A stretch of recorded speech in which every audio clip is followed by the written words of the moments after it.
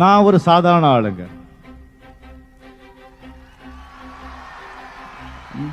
Bus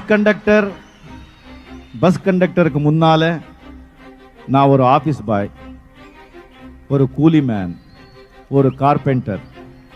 அதுக்கப்புறம் தான் நான் பஸ் கண்டக்டர். இப்போ நடிகன், நாளைக்கு என்னமோ எனக்கு தெரியாது. ஏன் இந்த கூலி வேலை, இந்த ஆபீஸ் பாய், இந்த கார்பெண்டர் வேலை, கண்டக்டர் வேலை இதை ஏன் செஞ்சேன்? இதுக்கு அது என்ன செய்ய வச்சது அப்படிங்கிறதுக்கு எனக்கு சரியா தெரியாது. பட் ஒன்று மட்டும் தெரியும், நான் ரொம்ப ஏழை குடும்பத்தில் பிறந்தவன், ரொம்ப ஏழையா இருந்தவன். ஒருமை என்னங்கிறது கேட்டில்ல, கண்டில்ல, அனுபவிச்சு நான் பார்த்துக்கிட்டே இருந்தவன். அப்போ எனக்கு ஒரு வெறி, நான் எப்படியாவது பணக்காரன் ஆகணும், பணம் சம்பாதிக்கணும். இந்த பணம் தானே இதுக்கெல்லாம்